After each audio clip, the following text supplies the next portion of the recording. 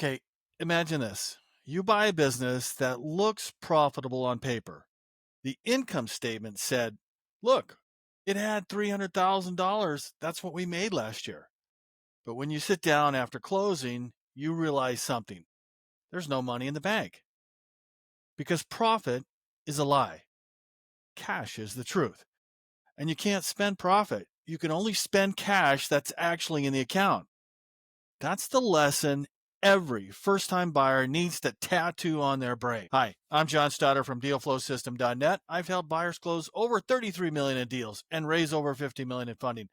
If you're working full-time or just want to buy a business without wasting years on junk deals, you should hit that subscribe button, because today I'm giving you the blueprint for buying your first business without getting fooled by fake profit, meaningless statements, and seller spin. Because most sellers and plenty of brokers want you to believe profit equals success. But profit is just a theory. It's a theory about whether sales exceeded expenses. And it's not proof, and it's not spendable. Cash is proof. Cash in the bank is the only scoreboard that matters. All right, part one. Profit is a theory, cash is a fact. Let's get this straight. Profit is a theory. It's an opinion about whether your sales did or didn't exceed your expenses. Cash is a fact. It's the number in the account you can actually use to pay your bills, reinvest, or distribute. The two don't always line up. A business can show profit while cash is bleeding out the door. Why? Because customers haven't been paid yet, because inventory is sitting on the shelves, because the seller's dipping into savings or loans to make the numbers look better. That's why your first rule is this. You cannot spend earnings. You can only spend cash. If you remember nothing else, remember that. All right, part two. You need context, not just 1 year. Here's another rookie mistake. Looking at a single year's financials. 1 year is meaningless. You need 3 to 5 years of income statements and at least 2 to 3 balance sheets. Why? Because numbers by themselves don't mean anything.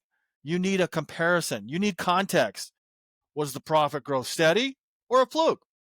Did debt jump to fund sales or not? Did equity actually increase year to year, or is it shrinking? You don't just need to see the numbers. You need to know what caused them, what do they mean, and what would you have to do to change them? That's how you read financials like a business buyer, not a tourist. All right, part three. The goal isn't to get big. The goal is to become successfully and profitable. Here's another trap. Thinking the goal of business is size. It's not. The goal is to be profitable and successful. Primary reason a business exists is to produce sales. That's to turn assets into cash flow, not to look big, not to brag about revenue, but to generate operating cash flow. And a good business consistently produces positive operating cash flow. And in turn, a bad business constantly struggles to. And there are always signs to this, like they're dipping into the savings to pay bills, or they're borrowing from the bank just to cover payroll, or raising money from outside investors every year, or selling off equipment one time just to make ends meet, or one last one, stretching out vendors, delaying paying bills. Now, if you see these patterns, you're looking at a weak business, and it doesn't matter how profitable the income statement looks. Strong businesses show a pattern of investing in things that enhance sales, and they improve their bottom line and grow cash. Weak businesses, they're going to live hand to mouth every month. All right, part four, balance sheet reality. Now, let's kill a broker myth. A lot of brokers will say, you don't need to see the balance sheet. You're not buying the debt anyway in an asset sale. Okay, but what if debt is propping up sales? What if the seller is borrowing money just to turn assets into temporary cash flow? That's not real profit. That's debt-fueled survival. This is why you must study the balance sheet. And that balance sheet tells you the health of the business, like assets, what's owned, liabilities, what's owed, and equity. What's left over? Now, if assets don't equal liabilities plus equity, the books are wrong, period. And if profit isn't flowing into retained earnings and it just evaporates year after year, you've actually got a problem. Balance sheets across time tell you whether a business is getting stronger or weaker. And Warren Buffett always asks for 3 to 5 years of balance sheets. So if you skip this, you're flying blind. All right, part 5, optimizing profits before growth. Here's another truth most business buyers and entrepreneurs miss. The low-hanging fruit in a business is not marketing. It's not sales, it's expenses. The fastest way to increase profitability is to reduce drag. That's trim wasteful overhead. You can renegotiate contracts, normalize earnings, strip out personal perks. The secret to optimizing profits is this: optimize before you grow. Because if you scale inefficiency, all you get is bigger inefficiency, a bigger problem, a bigger cancer. Cash is the fuel. Only cash can be reinvested, and only a business generating steady cash can grow without constantly going back to the bank or to equity investors. All right, part 6, accounting methods matter. You also need to know how the books are kept. There's 2 ways to do this. There's cash accounting, which only records when cash changes hands. If no cash moves, it ignores it.